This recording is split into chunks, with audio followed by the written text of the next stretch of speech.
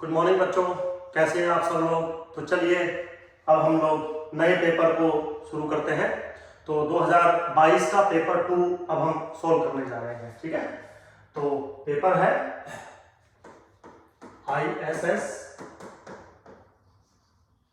Paper 2 है मेरे बच्चों, और ये है हमारा 2022। ठीक है, 2023 के फुल क्वेश्चंस में अपनी प्रीवियस वीडियोस में डाल चुका हूँ। पेपर 1 भी हम फुल्ली सॉल्व कर चुके हैं 2023, 22 और 21 था। ठीक है, तो अब हम 22 का जो है स्टार्ट करने जा रहे हैं।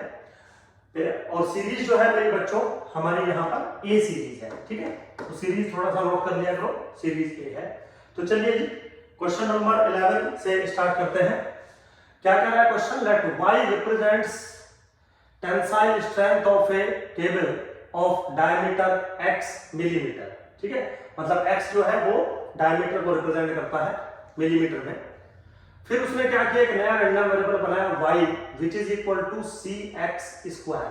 ठीक है, कोई नया रैंडम वेरिएबल बनाया y which is cx square for some constant c and density function of x is given by this one. तो डेंसिटी फंक्शन को अगर आप गौर से देखें तो कहीं ना कहीं x फॉलो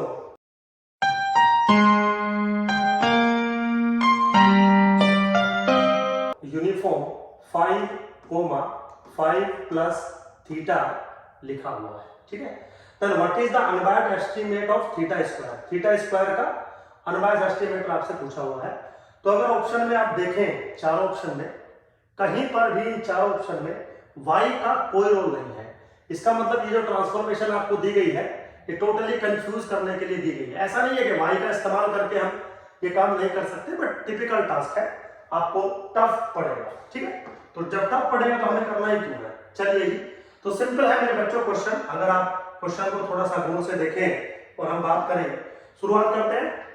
x जो है वो यूनिफॉर्म को फॉलो कर रहा है। तो सबसे पहले तो एक्सपेक्टेशन ऑफ x किसके बराबर होगा? a प्लस बी बाई 2 यानी कि 5 प्लस थीटा बाई 2। ठीक है, वेरिएंस अगर हम देखें तो b माइनस a का होल स्क्वायर बाई 12 यानी कि थीटा स्क्वायर बाई 12। ठीक है, अब थोड़ा सा देखते हैं। देखिए ऊपर वाले एक्सप्रेशन को मैं कैसे लिख सकता हूं? एक्सपेक्टेशन ऑफ x माइनस के 5 is equal to theta by 2, और यहां से वेरिएंस ऑफ x माइनस 5 भी किसके बराबर हो जाएगा? वेरिएंस ऑफ x के, आपको पता है, और ये किसके बराबर है? थीटा स्क्वायर बाई 12 के। ठीक है, सो वेरिएंस ऑफ x माइनस 5 मैंने निकाल लिया, एक्सपेक्टेशन ऑफ x माइनस 5 मैंने निकाल लिया। आपको पता है कि variance is independent from change of origin, तो प्लस माइनस कुछ करूंगा उससे फर्क नहीं पड़ेगा, तो मुझे वैल्यू कुछ इस तरीके से डिफाइन हो जाएगी। तो मैंने इसको थोड़ा सा यहां से हटाया, आपको मैं समझा चुका हूं value. Now this is equal to theta square by 12। ठीक है, अब वेरी सिंपल बच्चों, अगर मैं आपसे पूछूं एक्सपेक्टेशन ऑफ x माइनस 5 का होल स्क्वायर बताइए, क्योंकि यहाँ पे कुछ ऑप्शंस इस टाइप का मुझे दिया गया है सिमेट्री के according. Now this is variance of x minus 5 plus expectation of x minus 5 का होल स्क्वायर। वैल्यू अगर आप डालेंगे तो theta square by 12 plus theta square by 4। ठीक है, तो किसके बराबर बनेगा मेरे बच्चों? 4 थीटा स्क्वायर बाई 12 यानी कि थीटा स्क्वायर बाई 3। थोड़ा सा अगर आप इसको रीअरेंज कर देंगे तो expectation of 3 times x minus 5 का whole square is equal to theta square. This is the best way to deal with such questions, है ना। तो सिंपल होता है बच्चों, आप बहुत सारे और मेथड हो सकते हैं, मैं मना नहीं कर रहा हूं, हजारों मेथड हो सकते हैं, लेकिन ये दी बेस्ट ऑप्शन होता है। वहां पे कुछ लोग कहेंगे कि इनको सबको चेक करते हुए देखिए, सबको चेक करना थोड़ा सा मतलब थोड़ा टाइम कंज्यूमिंग होता है, तो ऑप्शन नंबर सी मेरे हिसाब से करेक्ट ऑप्शन हो गया। चलिए होप सो आपको समझ में आया होगा मेरे बच्चों। आगे चलते हैं, नेक्स्ट क्वेश्चन लेके चलते हैं। नेक्स्ट क्वेश्चन क्या है? Which of the following assertion is or are correct? Maximum likelihood estimate of Poisson mean lambda is unbiased होता है, sufficient होता है, या consistent estimator होता है थीटा के लिए, आपको ये बताना है। दूसरा क्वेश्चन है एक्स फॉलो यूनिफॉर्म 0, थीटा, जो मैक्सिमम लाइक्लीहुड एस्टिमेटर है थीटा का वो बायस्ड होता है, कंसिस्टेंट होता है और सफिशिएंट एस्टिमेटर होता है थीटा के लिए। तो आपको ये सारी चीजें एक बार आपको डिस्कस करनी है। तो क्वेश्चन अगर आपको बेसिक नॉलेज अच्छे से है तो क्वेश्चन 1 सेकंड में हो जाएगा, क्योंकि ये सब बातें वो हैं जो थ्योरेटिकली किताबों में लिखी होती है और कोई भी नॉर्मल टीचर आपको पढ़ाता है, ठीक है। तो बस आपको रीअरेंज करना है, क्योंकि अगर एक छोटी सी भी गलती हुई तो आंसर आपका गलत हो जाएगा। चलिए जी 1 बाय 1 स्टार्ट करते हैं। तो सबसे पहले अगर आप देखें पॉइजन की बात कर रहा है पहले वाले क्वेश्चन में, है ना, पहले वाले में पॉइजन की बात कर रहा है। तो आपको पता है कि अगर x फॉलो करता है पॉइजन विद पैरामीटर लैम्डा या विद मीन लैम्डा, तो p ऑफ x मेरे पास बराबर होता है e to the power minus lambda, lambda to the power x upon x factorial, ठीक है। तो अगर आपको MLE निकालना है तो सबसे पहले तो आपको लाइक्लीहुड फंक्शन बनाना पड़ेगा। This is e to the power minus n lambda, lambda to the power summation xi divided by product of xi factorial, i goes from 1 to n। This is the symbol of product, ठीक है। अब आप क्या करेंगे, log l ले लेंगे। log l is what, minus k n lambda plus summation xi into log lambda minus k summation log of xi factorial. अब MLE अगर आपको निकालना है तो delta log l by delta lambda आपको कैलकुलेट करना पड़ेगा, which is minus k n plus k summation xi upon lambda, put it equal to 0। तो lambda is nothing but x bar which is sample mean, ठीक है बच्चों। तो MLE जो आया इस केस के अंदर वो वेरी सिंपल। अब मैं इसको थोड़ा सा रब कर रहा हूं। तो मेरा पॉइजन के केस में जो MLE आया है वो आया है x बार MLE, ठीक है, x बार आएगा। अब उसी पे उसने कुछ क्वेश्चन हमसे पूछे हैं। पहला क्या है, क्या ये MLE अनबायस है? आंसर है यस। कैसे? एक्सपेक्टेशन ऑफ x बार अगर आप निकालेंगे तो this is expectation of 1 upon n summation xi, i goes from 1 to n। According to rule 1 upon n बाहर, summation i goes from 1 to n expectation of xi, ठीक है, expectation of xi। और expectation of xi lambda के बराबर है, तो 1 upon n into n lambda which is become lambda. इसका मतलब जो पहले वाली बात है वो करेक्ट है। अब दूसरा आता है, क्या ये सफिशिएंट है और ये कंसिस्टेंट है? तो पहले एक बार कंसिस्टेंसी चेक कर लेते हैं, क्योंकि वो यही मिल जाएगी। क्योंकि कंसिस्टेंसी के लिए एसिम्प्टोटिकली अनबायस होना चाहिए, तो अनबायस है तो एसिम्प्टोटिकली अनबायस तो हो ही जाएगा, ठीक है ना। अगर आप गौर से देखें, expectation of x bar lambda आ गया, इक्वेशन नंबर 1।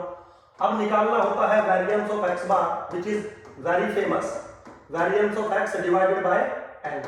पॉइजन के केस में वेरिएंस ऑफ x लैम्डा होता है, तो lambda by n। And now this tends to 0 as n tends to infinity है बच्चों, ठीक है। तो जो x बार है वो एसिम्प्टोटिकली अनबायस है और उसका वेरिएंस 0 हो रहा है as n tends to infinity, and these two are the sufficient condition for consistency. इसका मतलब x बार जो है वो कंसिस्टेंट एस्टिमेटर भी होगा, ठीक। अब जो तीसरी बात है वो है सफिशिएंसी।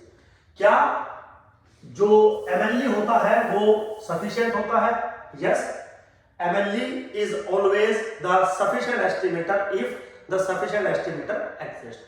और अगर आप ऐसे मेरी बात नहीं मानना चाहते तो सफिशिएंसी निकालने का तरीका भी है। लाइक्लीहुड फंक्शन लिखिए, e to the power minus n lambda, lambda to the power summation xi divided by product of xi factorial. Simple है बिल्कुल। अब अगर आप फैक्टराइजेशन थ्योरम के बारे में आपको कुछ पता होगा तो I can write this is e to the power minus n lambda into lambda to the power n x bar into 1 upon product of xi factorial, i goes from 1 to n। ये x का function हो गया, ये t का function हो गया x bar. Now this is the sufficient statistics, ठीक। तो जो MLE है पॉइजन के केस में वो मेरे बच्चों अनबायस भी है, सफिशिएंट भी है और कंसिस्टेंट भी है, इसका मतलब पहले वाला ऑप्शन जो है वो करेक्ट मिल रहा है। ठीक, चलिए अब अगर हम थोड़ा आगे चले, बिल्कुल सिंपल है, दूसरे ऑप्शन पे करें, कह रहा है कि x follow the uniform 0, theta. तो सबसे पहले तो अगर x फॉलो करता है यूनिफॉर्म 0, थीटा को, ठीक है मेरे बच्चों, तो डेंसिटी फंक्शन किसके बराबर होगी, 1 थीटा के बराबर, और जो x है वो लाइज बिटवीन 0 to थीटा। तो सफिशिएंट एस्टिमेटर अगर आपको निकालना है या एमएलई निकालना है, तो एमएलई आपको पता है यहाँ पे कैसे निकलता है, लाइक्यूड फंक्शन बनाएंगे तो 1 theta to the power n हो जाएगा। अब इसका डेरिवेटिव करके आप एमएलई नहीं निकाल सकते क्योंकि this function is not differentiable, और अगर आप जबरदस्ती डेरिवेटिव कर भी देते हो लोग लेके तो थीटा की वैल्यू 0 आ जाएगी, तो पॉसिबल नहीं है। ठीक, बट हम मैथमेटिक्स की और बहुत सारी थ्योरीज हैं हमारे पास जिससे हम मैक्सिमा या मिनिमा करते हैं। देखिए बच्चों, लाइक्यूड फंक्शन को मैक्सिमाइज करना है तो थीटा को मिनिमाइज करना होगा। अब theta is what, basically theta population की वैल्यू पर डिपेंड कर रहा है। तो अगर मैं यहाँ पर ऑर्डर्ड स्टैटिस्टिक्स थ्योरी का इस्तेमाल करूं तो मैं एक ऑर्डर्ड सैंपल इस तरीके से अरेंज कर सकता हूं, आपको पता है। ठीक, अब लाइक्यूड फंक्शन को मैक्सिमाइज करने के लिए थीटा की मिनिमम वैल्यू चाहिए।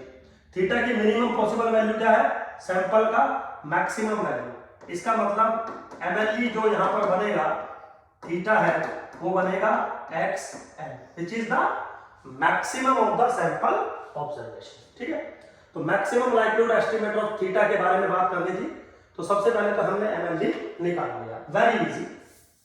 चलिए अब मेरे बच्चों, अगर आपका थीटा है, एमएलई आया किसके बराबर, xn के। ठीक है, फिर वो क्या कह रहा है, क्या ये बायस्ड है, मतलब इसकी एक्सपेक्टेड वैल्यू चाहिए। अगर आपको इसकी एक्सपेक्टेड वैल्यू चाहिए तो आपको इसका डेंसिटी फंक्शन चाहिए। अब आपको पता है, अगर मैं मान लूं y is equal to xn suppose, तो सबसे पहले तो y lies between 0 to theta ही बनेगा, एंड इसका जो डेंसिटी फंक्शन बनेगा fy मेरे बच्चों वो n fy to the power n-1 into fxy, और ये डेंसिटी फंक्शन x का है। ये रूल है, शायद आपने कभी पढ़ा होगा। तो यहां पर ये अगर हम रूल लगाए n इंटू CDF क्या होगा इसका मेरे बच्चों, y by n to the power, वो y by theta to the power n-1। Density function क्या होगा इसका, डेंसिटी फंक्शन होगा 1 अपॉन थीटा। तो डेंसिटी फंक्शन ऑफ y यानी कि मैक्सिमम ऑर्डर जो स्टैटिस्टिक्स है xn, उसका डेंसिटी फंक्शन जो आ गया वो आ गया n into y to the power n-1 upon theta to the power. ये बन के आ गया, ये आपको डायरेक्ट याद होता है, बट एज ए टीचर बस मैंने आपको इसको समझा दिया। मुझे क्यों जरूरत थी, क्योंकि मुझे इसकी एक्सपेक्टेड वैल्यू चाहिए। एक्सपेक्टेड वैल्यू चाहिए इसकी, मान लो मैंने इसको y मान लिया एक सेकंड के लिए, तो मुझे y का डेंसिटी फंक्शन चाहिए, मिल गया। मुझे y का रेंज चाहिए, मुझे मिल गया। अब इसका एक्सपेक्टेड वैल्यू निकाला जा सकता है मेरे बच्चों, वेरी इजी।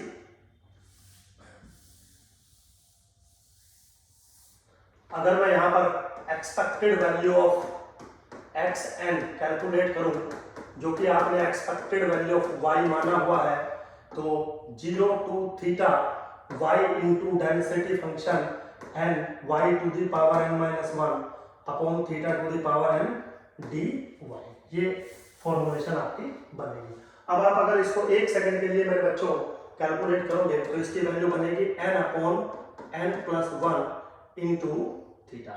ठीक है, थोड़ा सा सॉल्व करोगे तो expectation of n+1 upon n into xn बराबर बनेगा थीटा के। या तो ऐसे लिख लो या आप ऐसे लिख लो कि एक्सपेक्टेशन ऑफ xn बराबर बन रहा है n upon n+1 into theta. अब अगर आप गौर से देखें, एक्सपेक्टेशन ऑफ xn इसके बराबर बन रहा है, तो ये चीज तो नॉट इक्वल टू थीटा है ना, तो इसका मतलब जो एमएलई है वो अनबायस्ड एस्टिमेटर नहीं है। तो एमएलई जो आया आपका xn, आपने शो कर दिया कि वो अनबायस्ड एस्टिमेटर नहीं है। ठीक, अब वो कह रहा है क्या ये कंसिस्टेंट है। चलिए अब थोड़ा सा कंसिस्टेंसी के ऊपर एक बार बात करते हैं। मेरे बच्चों अगर आप गौर से देखें एक्सपेक्टेशन ऑफ एक्स एन अभी हमने प्रूव किया है n upon n plus 1 into theta. This is what, this is nothing but expected value of X N. Similarly by the same rule मेरे बच्चों हम वेरिएंस ऑफ एक्स एन भी calculate कर सकते हैं. वो आता है n theta square divided by n plus के 2 और n प्लस के 1 का होल स्क्वायर. ये बन के आता है. तो अगर आप इस चीज को गौर से देखें, this tends to theta as n tends to infinity and this tends to 0 as n tends to infinity. आप चेक करके देख सकते हो कि यहाँ पे आप n कॉमन ले लेना, n से n कट जाएगा, ये बचेगा 1 plus 1 upon n 1 upon infinity 0, तो थीटा बनेगा. तो ये दो कंडीशन सेटिस्फाई हो रही है कब, जब n tends to infinity. By these two condition we can say that the sequence of xn converges to theta with the probability, या सिंपली कह दीजिए xn is consistent estimator for theta. तो बायस है यस, कंसिस्टेंट एस्टिमेटर है yes. अब बारी आती है सफिशिएंट एस्टिमेटर की. सफिशिएंसी में भी बिल्कुल जो xn है वो सफिशिएंट है. MNE is sufficient if the sufficient estimator exists. और यूनिफॉर्म के केस में बच्चों आपको मैंने बता रखा है कि अगर पॉपुलेशन उसी पैरामीटर पे डिपेंड करती है जिस पैरामीटर का सफिशिएंट एस्टिमेटर पूछा गया है, so be careful. If the theta involve in upper bound, xn is always the sufficient. Lower bound पे होता तो minimum is always the sufficient. तो ये सब चीजें मैं क्लास में प्रॉपरली आपसे डिस्कस करता हूं, तो चलिए यहां डिस्कस नहीं कर रहा हूं, बट इतना आपको पता होता है. बाकी क्राइटेरिया लगाने की जरूरत नहीं होती है. क्राइटेरिया में बहुत समय लगता है, एग्जाम में इतना समय नहीं लगा सकते आप. आपको कॉन्सेप्ट डेवलप करना होगा आपका. तो मेरे बच्चों ये सफिशिएंट भी है. तो आई थिंक पहला और दूसरा दोनों स्टेटमेंट करेक्ट है, तो C option is the correct option. ठीक है, सिंपल है बिल्कुल, कोई ऐसा रॉकेट साइंस मैंने नहीं लगाया है. आगे चलते हैं मेरे बच्चों. क्वेश्चन नंबर 13 क्या कह रहा है, for an exponential random variable with mean theta. ठीक है, एक्सपोनेंशियल है with mean theta. This is an unbiased estimate of theta square. सबसे पहले तो जो एक्स रैंडम वेरिएबल है वो फॉलो कर रहा है एक्सपोनेंशियल 1 अपॉन थीटा, क्योंकि मीन थीटा है. चलिए अगले क्वेश्चन को बाद में देखते हैं. अगला क्वेश्चन क्या कर रहा है, for a Bernoulli random variable with parameter p, this is unbiased for p square. देखिए आज बच्चों मैं आपको एक कॉन्सेप्ट समझाता हूं, बिल्कुल एकदम मस्त कॉन्सेप्ट है. हालांकि ये जो क्वेश्चन है ये इतना आसान है कि आपको इसका आंसर पहले ही पता होना चाहिए. ये बहुत बेसिक क्वेश्चंस है, लेकिन आईएसएस सिर्फ बेसिक क्वेश्चंस कर लेने से नहीं होता. आईएसएस में कुछ क्वेश्चन ऐसे आते हैं जो टफ होते हैं, आपको उन पे जो पकड़ होनी चाहिए आपकी वो मजबूत होनी चाहिए. चलिए मैं आज आपको इसमें कुछ बातें बताता हूं. जैसे मान लीजिए पहला क्वेश्चन लेते हैं. वो क्या रहा है, एक्सपोनेंशियल रैंडम वेरिएबल है, अनबायस्ड एस्टिमेटर पूछा हुआ है. अनबायस्ड एस्टिमेटर पूछा हुआ है थीटा स्क्वायर का. ठीक, कोई भी पॉपुलेशन हो, किसी का भी अनबायस्ड एस्टिमेटर पूछा हो, डजंट मैटर, आप सबसे पहले उस पॉपुलेशन की एक्सपेक्टेड वैल्यू निकालिए. ठीक, तो जैसा कि दिया गया है हमें कि भैया x फॉलो कर रहा है एक्सपोनेंशियल 1 अपॉन थीटा. तो यहां से आपको एक सेकंड में पता लग जाएगा कि एक्सपेक्टेशन ऑफ x बराबर है थीटा के. Very simple. चलिए वेरिएंस ऑफ x भी लिख लेते हैं, बराबर है थीटा स्क्वायर के. अब ये तो एक ऑब्जर्वेशन है, लेकिन आपको तो x बार के बारे में बात करना है. भले ही इसने कहीं नहीं लिखा है कि सैंपल है n साइज का, बट अंडरस्टूड है अगर x बार लिखा है तो सैंपल इसने n ऑब्जर्वेशंस का दिया होगा. तो एक चीज को ध्यान रखना मेरे बच्चों, जो एक्सपेक्टेड वैल्यू x की होती है वही एक्सपेक्टेड वैल्यू उसके सैंपल मीन की होती है. इसका मतलब एक्सपेक्टेशन ऑफ x बार बराबर हो जाएगा थीटा. ठीक, तो यहां से आपको क्या मिल गया, यहां से आपको मिल गया x bar is unbiased estimator for theta. आपको अनबायस्ड एस्टिमेटर मिल गया किसका, थीटा का. लेकिन थीटा का नहीं चाहिए आपको, थीटा स्क्वायर का चाहिए. तो कुछ नहीं करना होगा. अगर x बार अनबायस्ड एस्टिमेटर है थीटा का, तो कम से कम मैं ये कह सकता हूं कि x बार का whole square is estimator estimator of theta square. समझिए, मैं ये नहीं कह रहा एक्स बार का स्क्वायर थीटा स्क्वायर का अनबायस्ड एस्टिमेटर, नहीं, लेकिन कम से कम ये चीज इसको एस्टिमेट तो करेंगे भाई। अगर एक्स बार थीटा को रिफ्लेक्ट कर रहा है तो एक्स बार का स्क्वायर थीटा स्क्वायर को रिफ्लेक्ट करेगा ना, एस्टिमेटर तो होगा ना, अनबायस्ड की बात नहीं कर रहा हूं। लेकिन आपको सर हमें एस्टिमेटर नहीं चाहिए था, हमें अनबायस्ड एस्टिमेटर चाहिए था, कोई टेंशन नहीं है। आपने ये हिंट दे दिया कि ये इसका एस्टिमेट है, अब आप कुछ मत करो, इस पे एक्सपेक्टेशन लगाओ। ऐसा मैं अपनी पहली वीडियोस में भी बता चुका हूं, इस पे एक्सपेक्टेशन लगाओ और सॉल्व करते हुए चले जाओ। तब तक सॉल्व करना जब तक इस तरफ थीटा स्क्वायर बच जाए, बाकी सारी चीजें इधर ले जाना। तो ये जो आप इधर ले जाओगे expectation of something theta square आ जाएगा, आपको थीटा स्क्वायर का इजीली अनबायस्ड एस्टिमेटर मिल जाएगा। हालांकि इस क्वेश्चन में ज्यादा टफ नहीं है क्योंकि ये तो एज यूजुअल किताबों में एग्जांपल भी है ये तो, बट इन केस अगर कोई नया क्वेश्चन आ जाए तो कैसे हम किसी भी फंक्शन का अनबायस्ड एस्टिमेटर अननोन पॉपुलेशन का निकालते हैं, तो ये दी बेस्ट वे है, इससे अच्छा कुछ हो ही नहीं सकता। तो अब मैं क्या करूंगा, मैं सबसे पहले लेके चलूंगा एक्सपेक्टेशन ऑफ एक्स बार का whole square. Now this is what variance of X bar plus expectation of X bar का whole square. Variance of X bar क्या होता है, variance of X plus N plus expectation of X bar अभी आपने बताया था, तो expectation of X bar का स्क्वायर करोगे तो थीटा स्क्वायर मिल जाएगा। नाउ वेरिएंस ऑफ एक्स इसके बराबर है थीटा स्क्वायर के, तो theta square by n plus theta square, मेरे बच्चों क्या मिलेगा, थीटा स्क्वायर कॉमन ले लिया, 1 प्लस एन अपॉन एन मुझे मिला। अभी मैंने क्या बोला था, जिसका चाहिए थीटा स्क्वायर का उसको यही छोड़ दो, बाकी सब इधर ले जाओ। तो आपको फाइनली क्या मिलने वाला है, आपको फाइनली क्या मिलने वाला है, expectation of n upon n plus 1 into X bar का square is equal to theta square मिल गया। So according to rule this is what the unbiased estimator of theta square. बिल्कुल सेम चीज लिखी है, आ गया ना, बिल्कुल सेम चीज लिखी है। इसका मतलब जो पहले वाला ऑप्शन है वो बिल्कुल करेक्ट है मेरे बच्चों, ठीक, बिल्कुल सिंपल, कोई ऐसा रॉकेट साइंस नहीं दे रहा हूं आपको। चलिए अब मेरे बच्चों सेम चीज बिल्कुल हम जो है यहां पर डिस्कस करेंगे। क्या करें, for a Bernoulli random variable with parameter t, तो जो x है वो फॉलो कर रहा है बर्नौली 1, p को। तो सबसे पहले क्या निकालेंगे, expectation of x which is p, फिर वेरिएंस ऑफ x भी लिख लीजिए which is p into 1 minus p, ठीक है, ताकि मुझे किसी चीज की जरूरत पड़े तो ले लूं।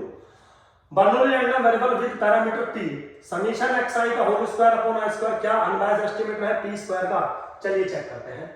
तो सबसे पहले तो एक्सपेक्टेशन ऑफ x किसका है, p का, समझिएगा आप बात को।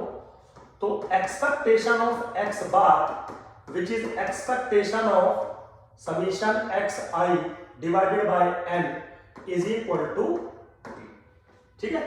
तो यहां से मैं सबसे पहले क्या कहूंगा कि भैया summation xi by n is what unbiased estimator of p, भैया।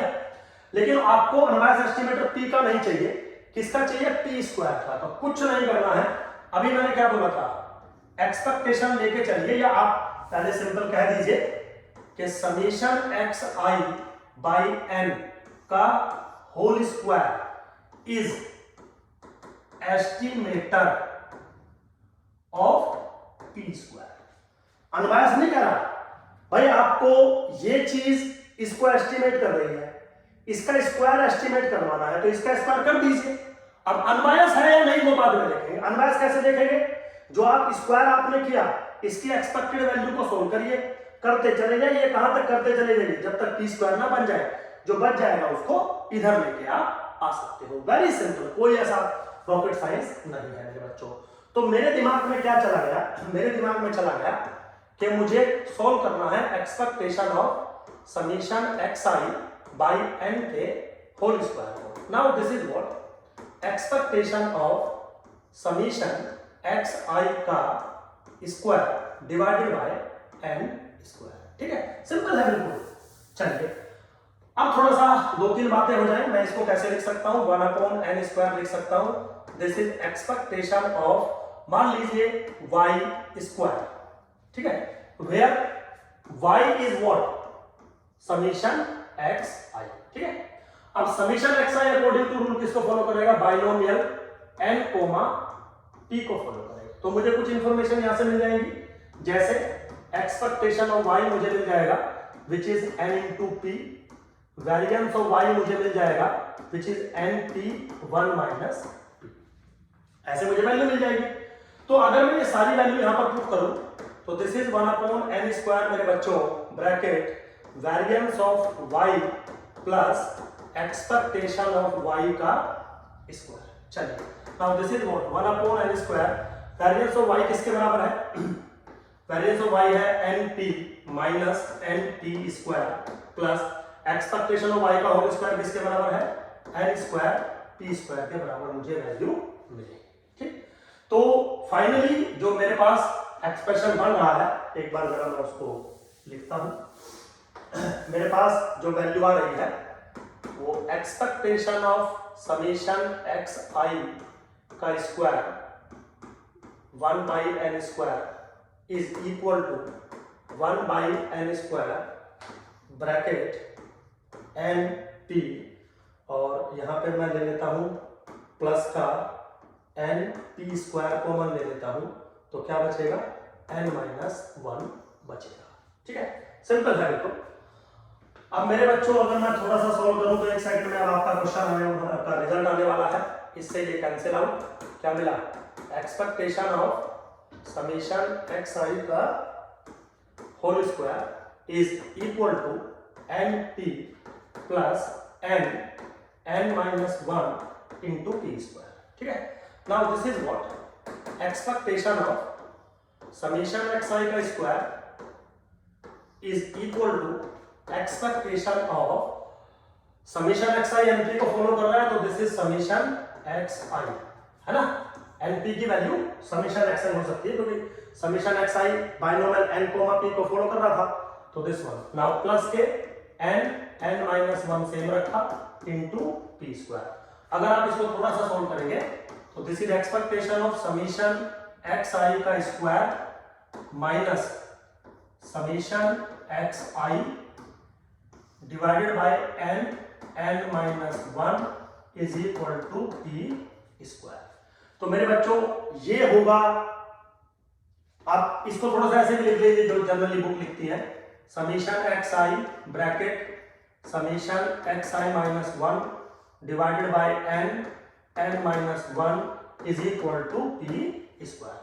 तो अनवाइज एस्टिमेटर अगर आप बोर्ड से देखें तो ये नहीं होगा p² का अनवाइज एस्टिमेटर, ये होगा, दोनों में डिफरेंस है। इसका मतलब जो पहला स्टेटमेंट है वो करेक्ट है, दूसरा स्टेटमेंट गलत है, तो A option is the correct option, ठीक है बेटा। होप सो बच्चों आपको समझ में आया होगा, क्योंकि ये बहुत आसान चीजें हैं। अगर आप ISS जैसे अच्छे एग्जाम को देने जा रहे हैं तो आप अच्छे से पढ़ाई करिए, ठीक है। अच्छे से पढ़ाई का मतलब है कि आप किसी ऐसे टीचर के लिंक में रहिए जिसको नॉलेज हो वाकई में सब्जेक्ट की। ऐसा नहीं कि बस कुछ भी पढ़ा रहा है, पता उसको खुद नहीं है क्या चल रहा है, कैसे क्वेश्चन आता है, कैसे ट्रिक बनती है। तो ट्रिक, ये क्वेश्चन आपको एग्जाम में इस तरीके से सोल्व नहीं करने, ये तो घर पे सोल्व करके देखने हैं। अदरवाइज ये कुछ इस टाइप के क्वेश्चन है जिसके रिजल्ट आपको पहले से ही याद होने चाहिए कि चल क्या रहा है। चलिए खैर, टाइम वेस्ट नहीं करता हूं आपका, ज्यादा लंबी वीडियो नहीं होनी चाहिए। थैंक यू वेरी मच, मिलते हैं नेक्स्ट वीडियो में।